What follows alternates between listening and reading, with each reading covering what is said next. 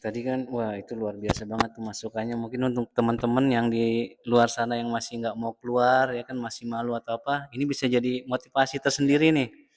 Nah, untuk wah kalau kita bilang apa ya? Kita kan hidup emang harus mandiri nih, harus bisa melakukan sesuatu lah. Tapi emang ya kita perlu bantuan orang juga. Dari diri kita sendiri nih, ada tips strategi untuk meningkatkan kemandirian nggak? Atau untuk meningkatkan kualitas hidup kita nih? Kalau untuk meningkatkan kualitas dalam kemandirian ya, itu sebenarnya tergantung dari niat ya. Niat, keinginan kita untuk bisa hidup mandiri atau menjalani aktivitas tanpa bantuan orang lain itu sebenarnya bisa. Yang kita lakukan hanyalah dengan motivasi dalam diri kita, percaya diri dan semangat juang yang bisa menimbulkan itu kita bisa melakukan apapun dengan keterbatasan kita. Tapi kita punya cara yang berbeda untuk melakukannya. Yang penting kita mampu melakukannya dan percaya diri, ada semangatnya juga, ada keinginan juga, itu pasti bisa. Kita manfaatin dalam diri kita dengan keterbatasan kita, kita masih bisa melakukan aktivitas atau kegiatan apapun itu. Jadi mau nggak mau ya kita harus bisa mandiri ya tanpa bantuan orang lain seperti itu. Jadi teman-teman semuanya yang di rumah atau dimanapun berada yang masih belum mampu untuk keluar rumah atau apa bahasanya mandiri dengan keadaan kita ya coba teman-teman sekarang pikirkan bagaimana kita bisa hidup mandiri. Kenapa? Karena orang-orang yang ada di sekitar kita itu yang sekarang menemani kita belum tentu selamanya kita ditemenin. Bisa aja kita nanti keluar mana gitu tiba-tiba harus sendiri, sedangkan kita nggak dilatih untuk kemandiriannya ya nanti agak repot juga. Tapi kalau udah dibiasakan dengan kemandirian, kita bisa melakukan tanpa bantuan orang lain, yaitu akan memudahkan langkah-langkah kita di kehidupan yang sehari-hari seperti itu. Mungkin balik ke 2024 ya. Oh, 2010 awal ke usia 24 tahun 2010. 24 tahun itu kan udah lagi masa-masanya orang yang luar biasa lah di kehidupan kita. Nah, mungkin bisa diceritakan nih dalam kurun waktu sampai sekarang pengalaman-pengalaman apa aja yang Kang Deden alami, jalani, ya kan? Sebagai motivasi kita mungkin ada pengalaman apa aja? Selama perjalanan dari 2010 sampai sekarang ya, kurang lebih saya udah 15 tahun mungkin 15 tahun ya menjadi disabilitas. Dan keluar dari rumah itu dari 2012 mengikuti pelatihan di Bogor dan di Solo, di Cibinong dan di Surakarta, Solo.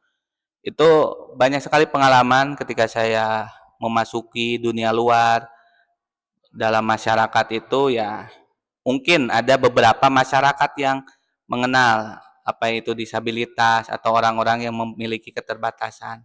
Tapi di suatu tempat atau di lingkungan tertentu ada mereka yang belum tahu. Makanya ketika saya keluar di situ itu masuk ke dalam tempat itu seolah-olah merasa aneh gitu. Oh, kok ada orang seperti ini ya? Kadang anak-anak kecil tuh kalau saya jalan pakai kursi roda liatin gitu. Kadang ada yang nanya, Om kakinya kemana? Om kakinya kemana? Nah itu adalah tantangan kita sebagai seorang disabilitas yang memiliki keterbatasan apapun itu. Dan itu jangan menjadi kita down atau mentalnya turun seperti itu atau bahasanya sedih atau kesal, marah, jangan. Justru kita harus memberikan edukasi, memberikan pengetahuan atau bahasanya itu memberitahukan kalau ternyata di lingkungan kita itu masih ada orang yang memiliki keterbatasan apapun itu. Karena untuk semua orang di lingkungan kita itu bisa jadi menjadi seorang disabilitas, baik itu nanti dia kecelakaan atau apa. Dan itu menjadi nanti bahasanya itu inklusi ya, masyarakat itu mengenal yang namanya disabilitas. Tantangan saya itu waktu beberapa tahun kemarin ada kejadian eh, apa ya, yang tidak diharapkan. Jadi ada beberapa orang yang melihat saya itu tidak suka karena ngapain sih kamu masuk ke lingkungan saya, seperti itu. Tapi saya nggak terlalu menghiraukan, biarin aja. Ternyata lama-lama orang itu mau menerima saya. Kenapa orang bisa menerima kita sebagai seorang disabilitas? Karena kita punya prestasi, ya, punya prestasi yang diperlihatkan ke mereka. Kita punya karya, kita punya semangat, motivasi. Oh, ternyata dia bisa melakukan walaupun punya keterbatasan, dan itu menjadi poin plus buat kita. Jadi buat masyarakat itu bisa menerima kita sebagai seorang disabilitas, dan itu mungkin teman-teman di sana juga bisa coba memberikan sesuatu kepada masyarakat atau lingkungan sekitar, biar di lingkungan sekitar itu percaya sama kita dan bisa menerima kita dengan kondisi kita saat ini. Itu mungkin tips-tipsnya. Wah, luar biasa. Banyak motivasi, semangat yang baru nih yang bakal kita dapetin. Ya, mungkin untuk kali ini wawancara kita cukup sampai di sini. Kalau dikulik pasti banyak banget ini dari Kang Deden. Mungkin bakal ada session-session berikutnya. Mungkin kata-kata yang baik ya. Keterbatasan bukanlah hambatan, tapi kesempatan untuk menemukan cara baru untuk melakukan semuanya. Bye.